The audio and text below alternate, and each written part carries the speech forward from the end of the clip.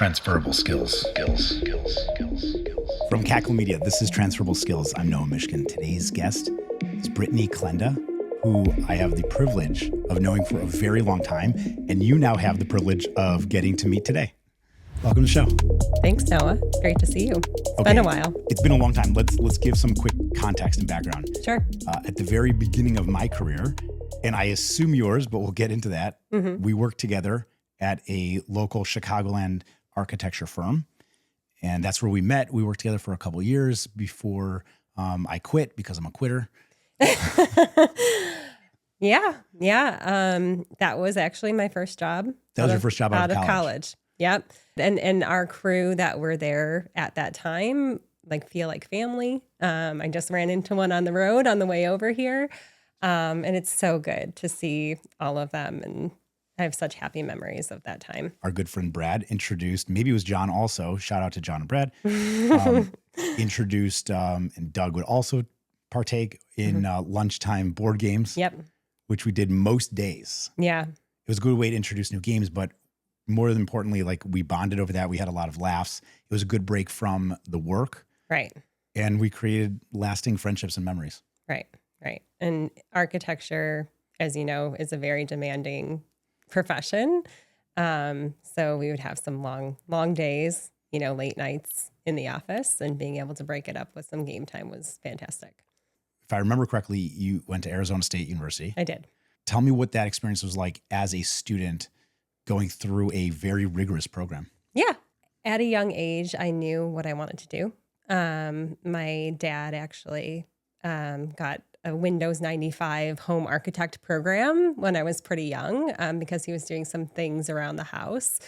And I started to play around in it. And I was 10, 11 years old, and I was on the computer drafting houses that, probably don't make sense. Plumbing walls were not stacked, all of the things that you would need to do or need to make sure were aligned as an architect definitely didn't come into play, but I had fun with it. I really enjoyed kind of laying out spaces. That was kind of where it started. And I remember even in my 7th grade yearbook, me saying that I wanted to be an architect when I grew up. And, that's kind of, very early to nail that down, what you're going to do when you grow up.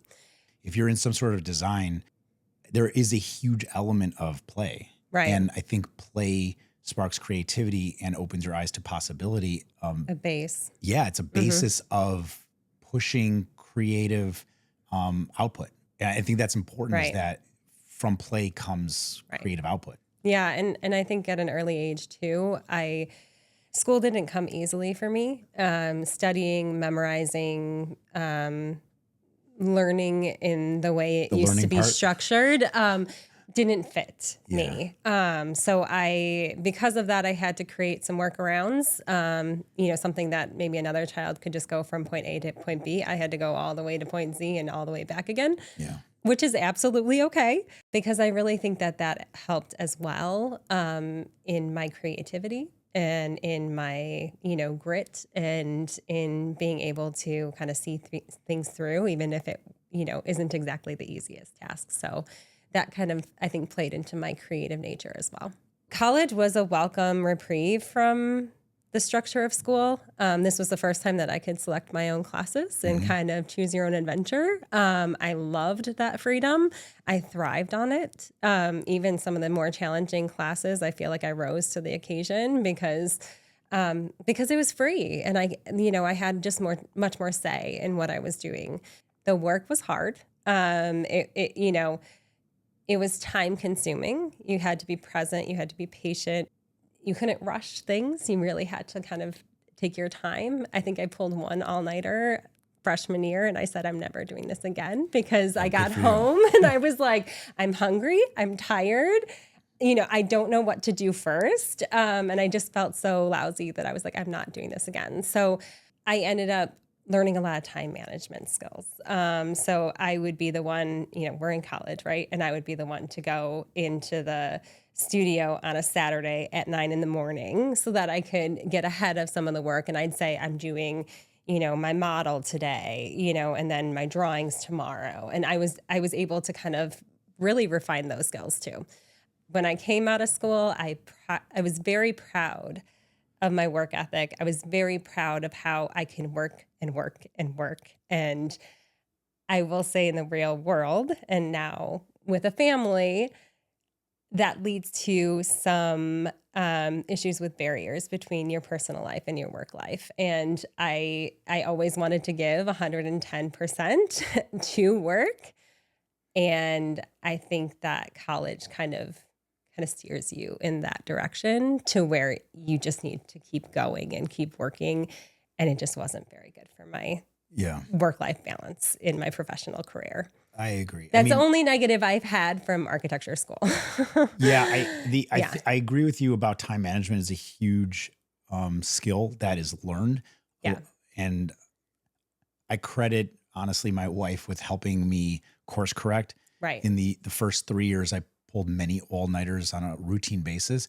And we got married in the middle of college. Oh my gosh. And she helped me manage my time better. And so I was, instead of, coming into studio at 10, 11 in the morning, I was getting into studio at like 6, 7 a.m. Those boundaries though, I'm curious, like the work ethic and wanting to work. Who was pushing that in your post-college life? Is that the typical expectation of the firm work that you're working at, or is that you because that's what you taught yourself to do? That's a great question.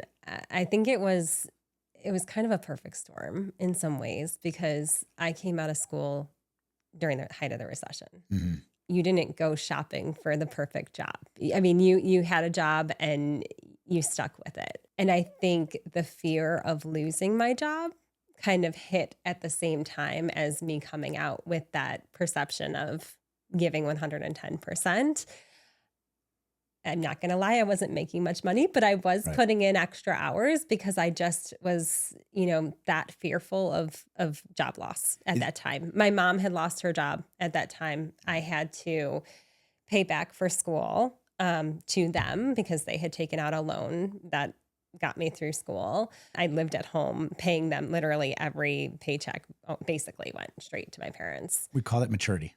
Yeah. It's responsibility too, but it was. I think it's worth giving credit. The firm that we worked at, SAS Architects and Planners, was an incredible firm to work at. I remember feeling blessed to have a job in 2007, 2008, 2009, when most of my colleagues were looking for work, as you said, during that recession.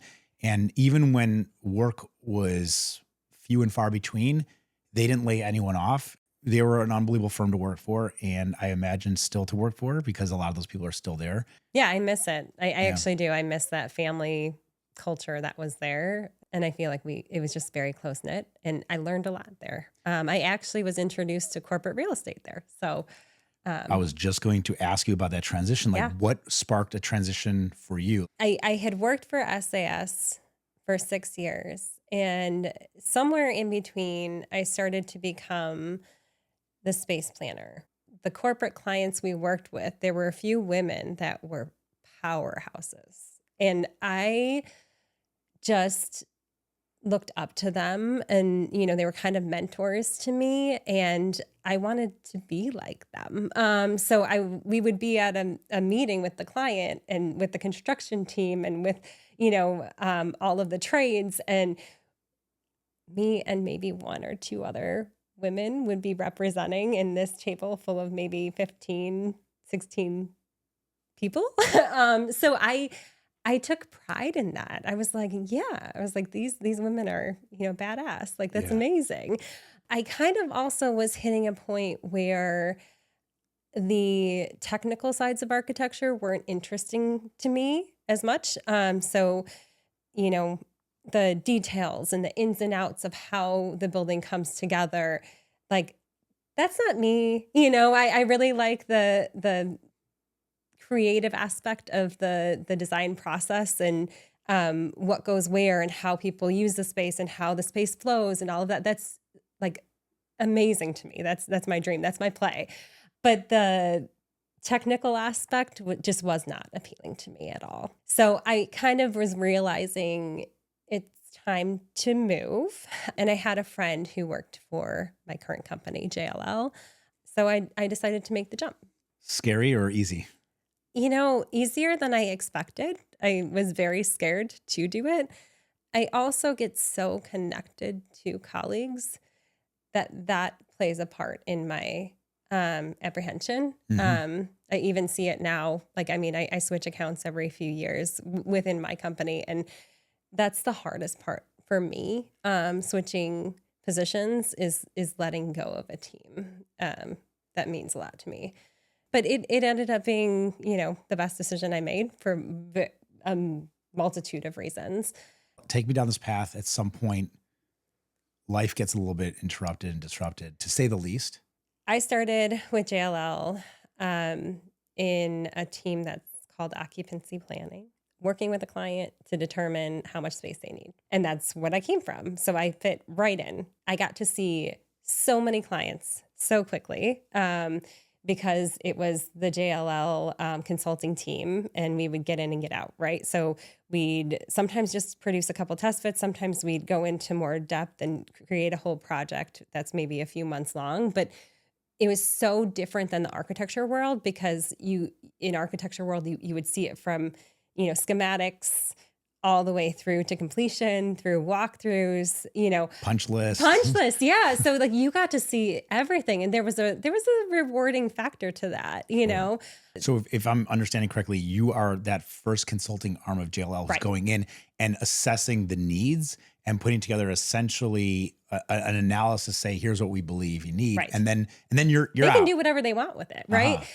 So in those days, a lot of times it was, how conservative do you want to be with your floor layout? We were taking offices off of the exterior, putting them on the interior, infilling the rest with, workstations.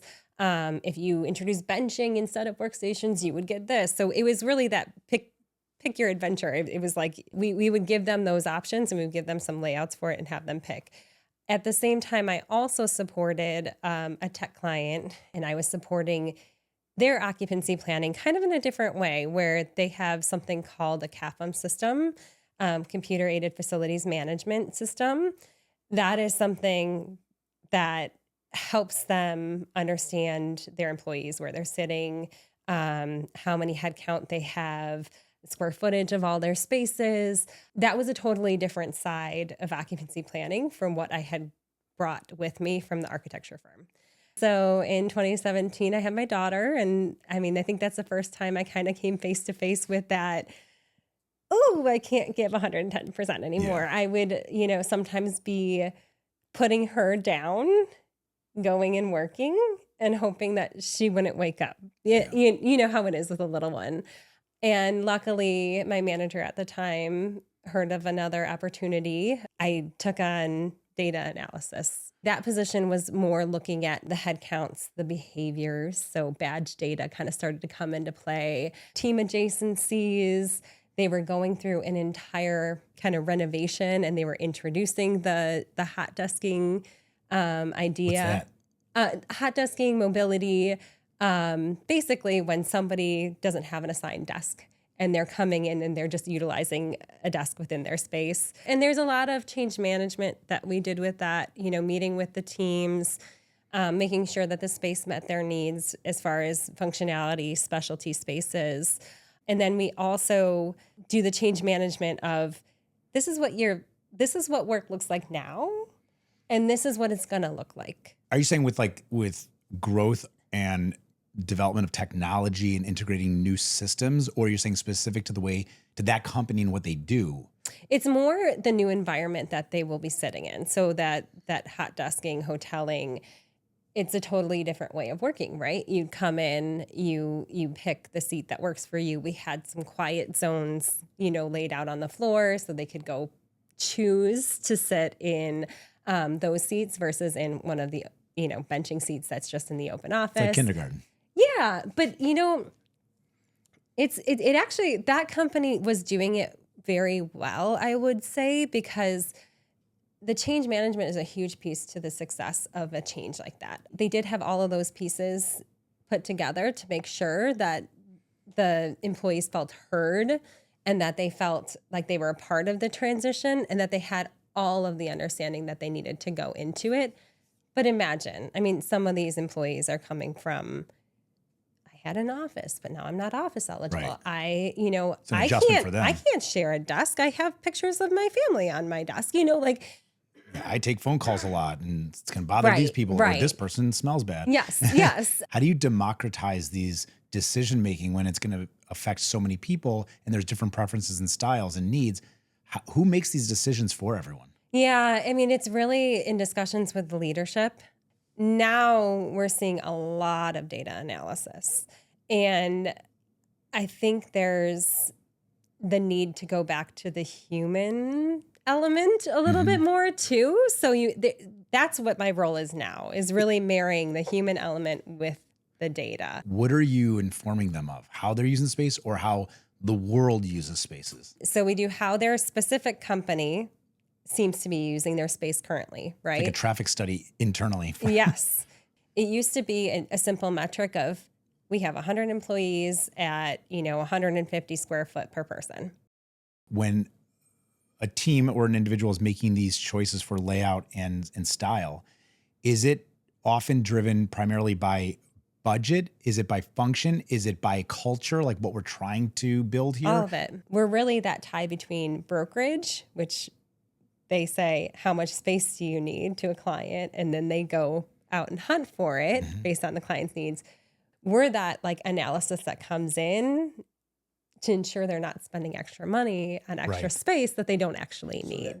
How can you design to the future when you don't know what those future needs are exactly going to be? Yeah. And it's fun. Like, again, let's go back to play, right? It's this puzzle. It's analytical. It's creative. It's just this really, really fun game of like, what is their information trying to tell me? And then how do I help gear them to the right solution for the future?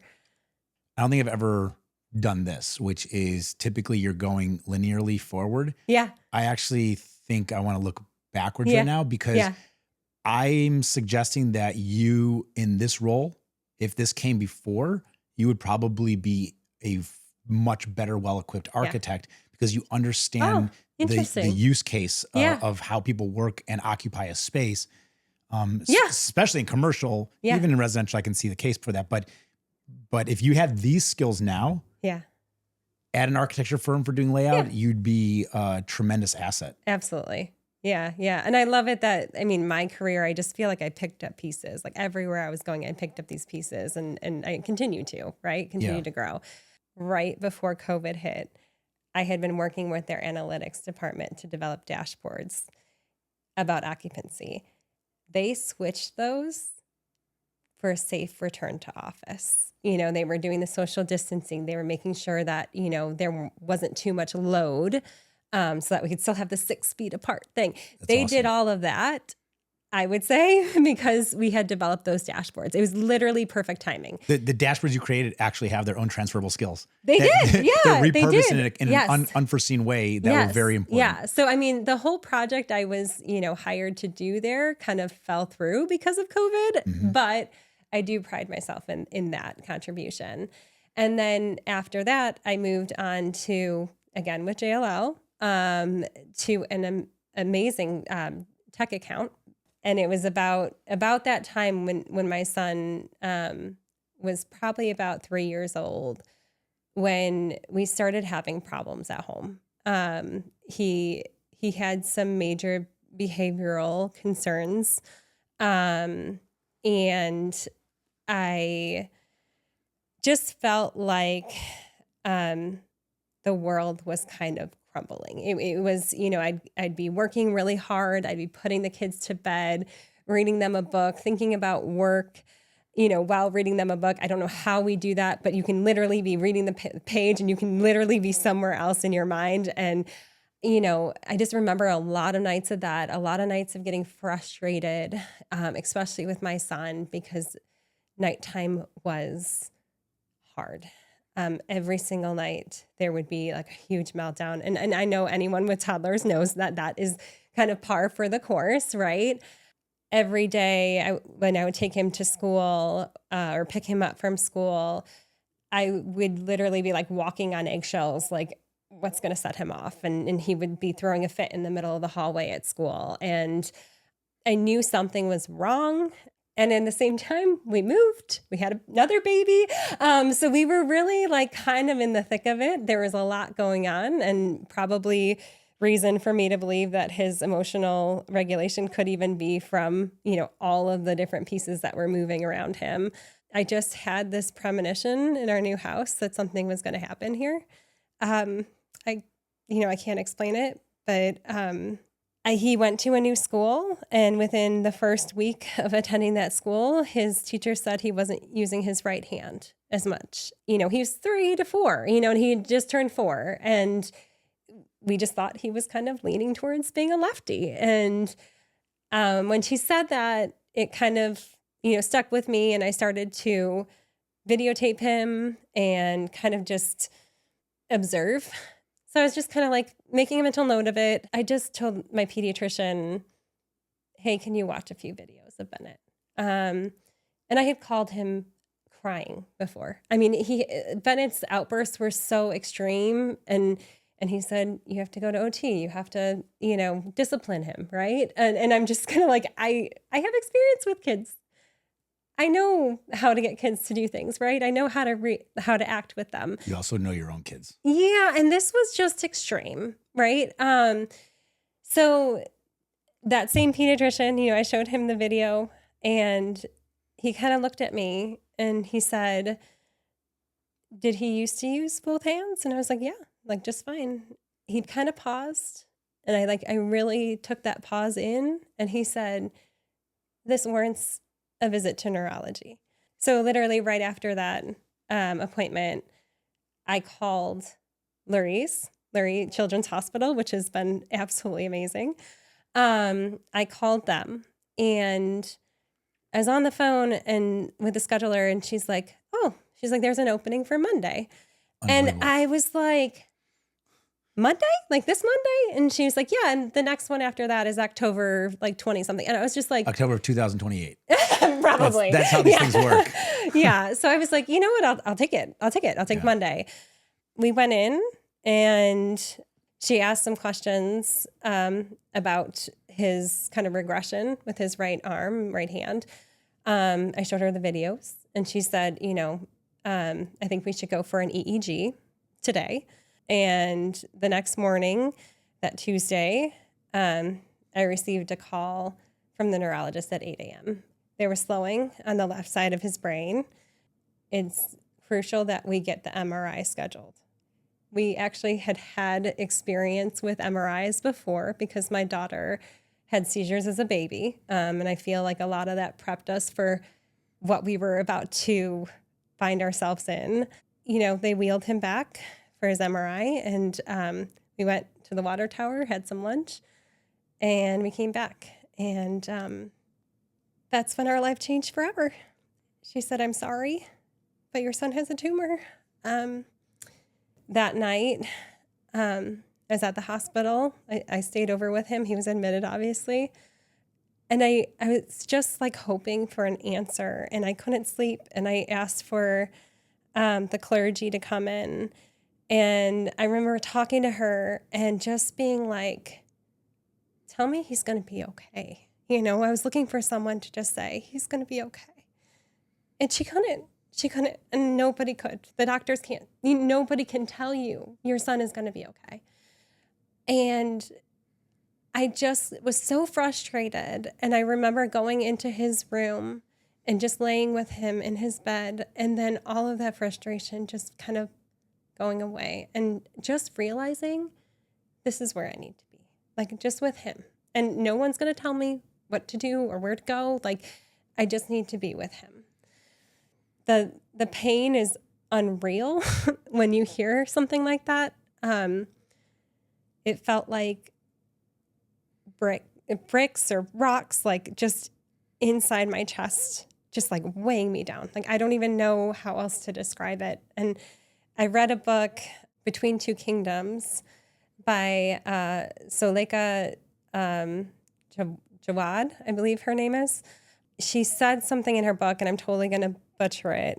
It was something along the lines of, there's a word for someone who loses a spouse, a widow. And there's a word for someone who loses their parents, an orphan. but there's no word in the English language for someone who loses a child because it's a hell too heavy for the fabric of the English language. And it is.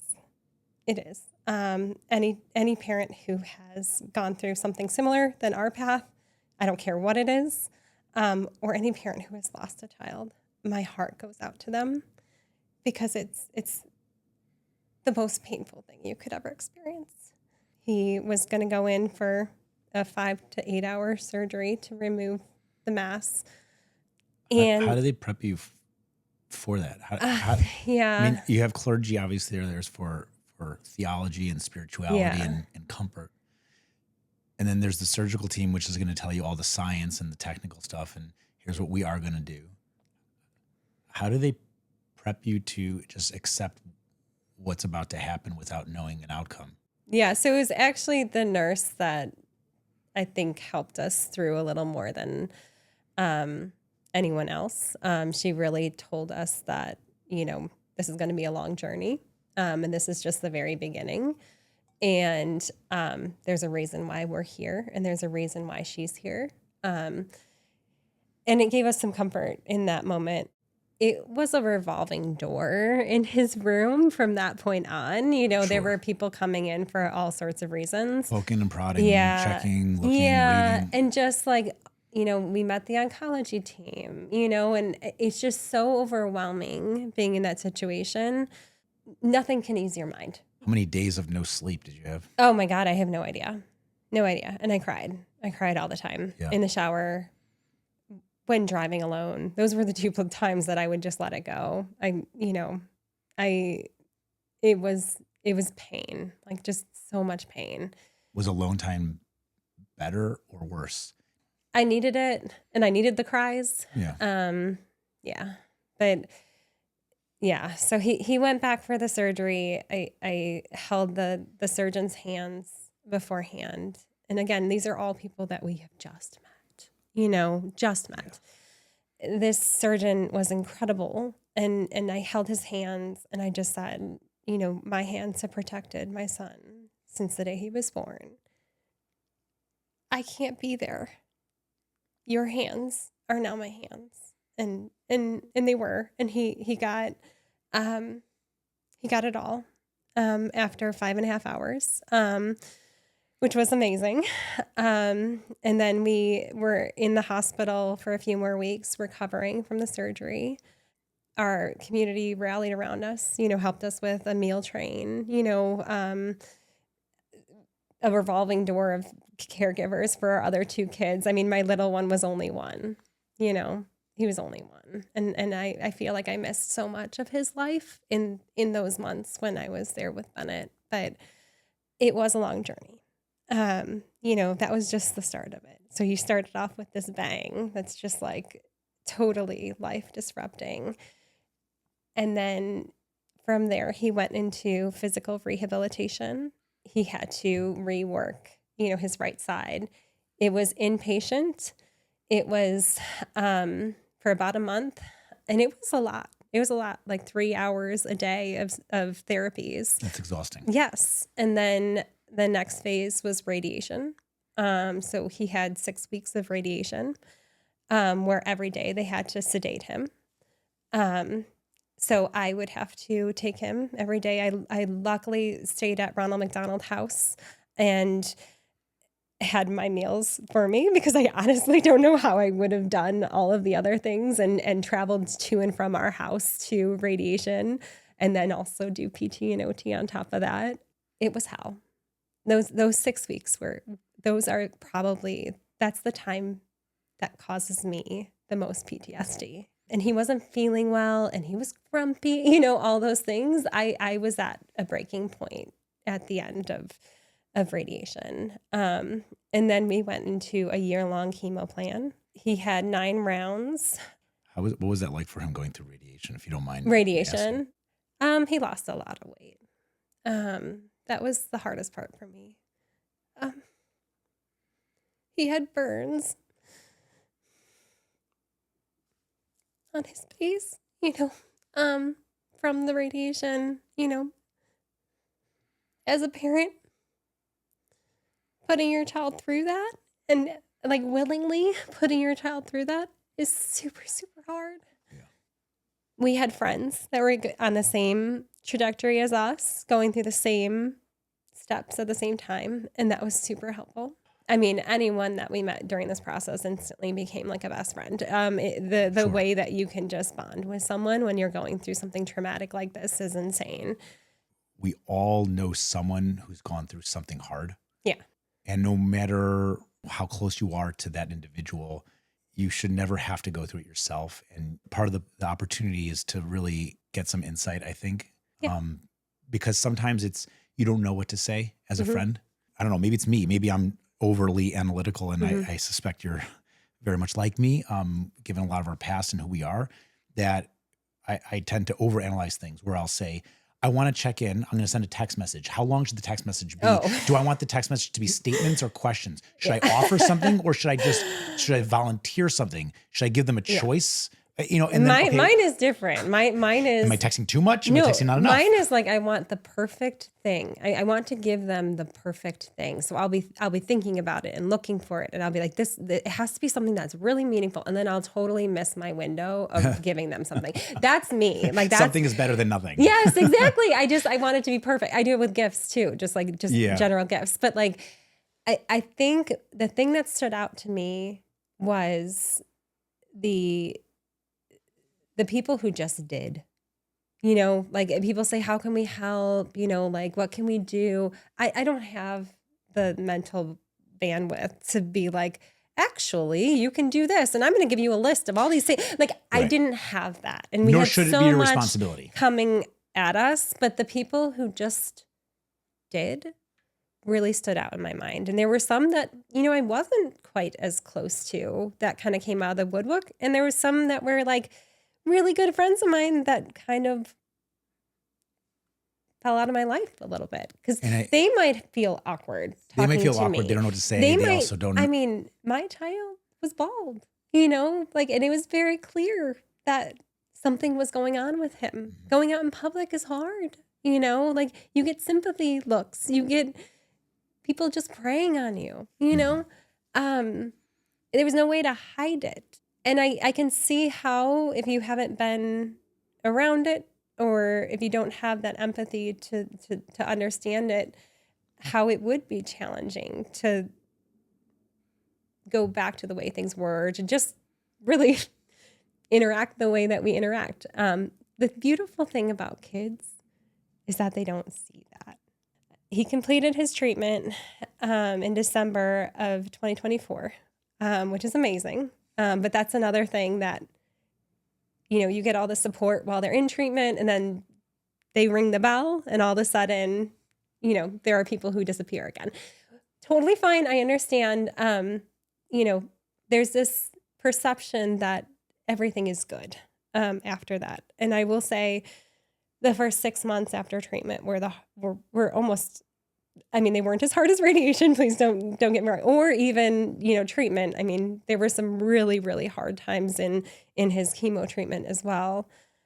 But those first 6 months of like kind of trying to go back to reality and realizing a bomb went off and that your life is never going to be what you left behind before, there's kind of this thought that, hey, we'll go back and everything will kind of piece back together, but it doesn't. Me, my husband, like Bennett, like our daughter, like even our little one, even though he was super little when everything happened, it impacts everybody. And I feel like I can't give them all the things I want to give them as a mother because we have restrictions now. Bennett still has his physical disabilities. He has hearing aids because the chemotherapy caused some hearing loss. He is going to continue to have PT and OT. He is just seeing endocrinology for growth issues. He might have to start taking growth hormones, which is a shot every day. And I'm just like, why? He's losing his molars at 7 years old. You shouldn't lose your molars until you're 12. Like all of these things, like sometimes I'm like, can you stop? Like it's been enough, and then I hear stories about some of the older kids getting teased or made fun of because of some of their special needs. And it just like that rips me apart as a mother after knowing everything he has been through to get to high school age and be made fun of, like, or even I guess in junior high. But that's one thing that we tried to combat. We speak to his school every year, to the whole school, and we tell his story, and we do it to raise awareness and funds, but we mainly do it to make sure that all of the kids understand, what has happened to him and how brave he's been and just how amazing of a kid he is. So that's kind of our way to try to combat the teasing and a lot of kids do that because they just don't understand. Yeah, that's why most kids do what they do. Yeah. It's a hard post-treatment life too. And now he's navigating a world that wasn't exactly made for him, and he's doing a fantastic job of it. He's not complaining about all of the PT and OT that he has to do, but the world wasn't made for him anymore because he has his physical limitations. So our eyes have been open to, handicap accessibility and inclusion and all of these things that maybe we were a little bit blind to earlier as well. Do you always live in fear? Yeah. That's a really hard question. I think it's gotten to the point where you just have to accept life is life. And life is beautiful. And appreciate it for what it is. But I also feel like there's this other side of going through an experience like this, and it could be many different experiences that could open your eyes to this, but it's really that beauty of life. And there are no promises, and that's okay. Like, that's part of it. And that's part of what makes it special, right? You don't take the things for granted anymore. You don't get upset about those little things that used to make you upset, right? They seem petty. I think that's a hard thing to connect to other people on too, is, when you hear people gossiping or, talking about something that didn't work out well for them or whatever. And I'm kind of like, really? Is that your problem? No, but I mean, and I know that's terrible to say. No, it's not. There's a meme on social media. I see it on Instagram a lot when this person posts a video like, oh, this is so crazy that and it's something benign. Like, isn't it crazy that I had to wait in line for whatever? And then everybody, the meme is that you now cut in yourself and your own story by reacting with, oh, that's crazy. You know what else is crazy? And then they go on and tell an actual insane story, whether it is going through, battle and war or dealing with a life crisis like this. Right. And that is, it's called perspective. And I think that's very important to have. I don't think we have to maybe dismiss every petty complaint that people have, but at the same time, you have a perspective that I assume you'd like others to also kind of balance in their life and be aware of. And I think that's okay too. Yeah. And sometimes, you wouldn't know until you're in it. Right. And we wouldn't wish this upon anyone. So there's just this little barrier of even my parents, I used to go to them for everything. And this is something that I feel like I can't go to them with, they wouldn't know how to have a child in treatment. Right? Do you feel a responsibility to tell people what you need from them? What I'm trying to navigate now is more of a reliance on myself. I can't go to someone else to say the exact right things because I know that they're not going to know the right things to say. Right. But I will say finding the community in these foundations, in different activities, and we have camps that we go to with the whole family, and they're specifically for brain tumor. A few of the organizations. Yeah. So Camp One Step it's been incredible for our healing. So they have camps throughout the year. I believe they have about 12 different camps. And they have a brain tumor family camp, which has been a godsend because we were able to connect with families that are like ours, not exactly the same. Bennett's tumor did not hit molecularly with the typical tumors they see, which is kind of a blessing in some ways and kind of a curse in some ways, right? It's not a bad one. We do know that there's some bad ones, and the surgeon told us right away it's not a bad one, right? But it's bad. It's bad, but it's not that bad, right? So, and I'm not gonna say that bad means it is bad. It's definitely bad. I don't think anyone here is confused by the hardship and struggles and outcome that you will and he will forever struggle with. Yeah. As a result, it's bad. It's bad. And you don't want to ever find yourself here. Yeah, but so all of the different brain tumors, they're different treatment plans, depending on which one your child has. And even though these families that are at camp might not have been through the exact same experience, we asked our oncology team very early on, can we talk to someone who's in the same situation as us? And they're like, no, you're never going to be able to meet someone who's in the same situation. The tumor location, the type of tumor, the way it acts, the age of the kid, all of these different variables play into it, and you will never find somebody who is, and that was so hard to grasp at first, because it was you just always you always assume there's an answer out there, always assume there's someone who knows, and to be able to live with that uncertainty is hard. And that's when you say that, do I feel like I'm walking on eggshells, or do I feel like, the world's going to fall apart again? That's been probably the hardest, growth piece for me is accepting that uncertainty. And it kind of just came with the territory. But having families that just get it, right? They get everything, even though their path wasn't exactly the same, is so helpful. The kids have a day camp that they go to called Sunrise Day Camp. It is actually through the JCC. They go to it every day for basically the whole summer. They get bused there. They get bused home. Summer is like a break for me and my husband, because it's literally, they're gone all day and then they're really tired when they get home. But there's other foundations like Pediatric Brain Tumor Foundation, and Violet Foundation that have really helped with financials, paid some bills, which is really needed when you're in the thick of it. Most families, someone has to stop working. And I feel very fortunate for our circumstances that I did not. My company was extremely flexible, and they actually supported me. They went above and beyond to support me. They helped me share my story. Again, open people's eyes to what someone else is going through, bring that humanity back into work, right?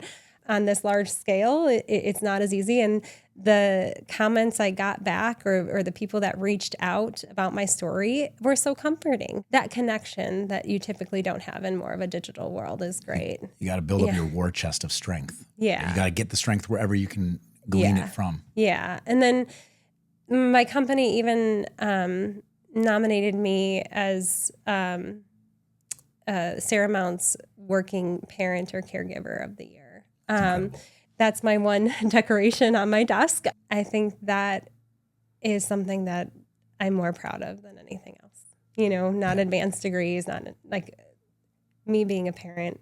And it was always my dream to be a mother. There were times where I fought with, why me? All I ever wanted was to be a mom, right? Why is this happening to me? And, my sister said to me, because you were made for it, and so this is one of those things that these different sides of you, these different, I was his therapist for a little bit, PT and OT. I was his teacher for a little bit. I was his nurse. I was his caregiver. All of these things that were skill sets I didn't even know I possessed kind of came out in this journey. So it's not over. There's going to be more. And I'm looking forward to just continuing to support and to share and to get the word out any way I can. I just was contacted from Lurie's about this new program that they're offering that if parents are recently diagnosed, and this is just for parents of kids with brain cancer, they'd be able to reach out.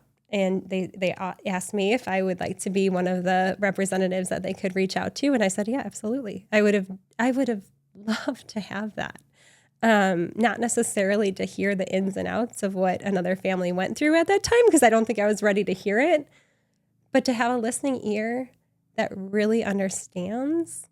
That's what I was looking for with the clergy that night. I was looking for someone who could just tell me it's going to be okay. So I hope to pay that forward. You never want to feel alone. And it's great to have a support network. And whether it's work, personal life, or in this capacity, somebody with empathy that has been through a similar journey, take whatever you can get from others. And like I said, build up that war chest of strength and inspiration and support. Right. Exactly. It's a good time to plug September. September is Pediatric Cancer Awareness Month. So there are a number of foundations that we'll list here that could use some help, some funding, some time. Even at Ronald McDonald House, there were folks that gave their time to cook for us, which was amazing. Science is progressing so quickly that we're almost there. But the awareness, the funding, the research, the foundations that are helping families that are going through this already, it's all needed. September is our month.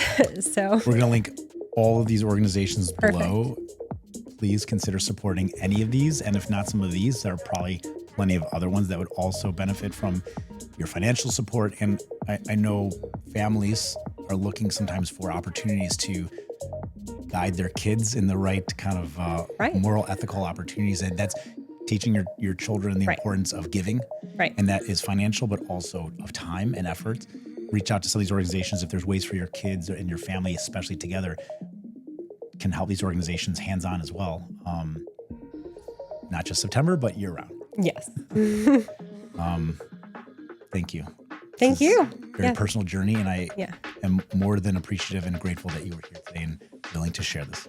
Any chance we can get the word out, we love to share, because it does matter.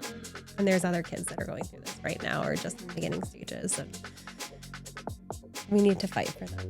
Absolutely. Yeah.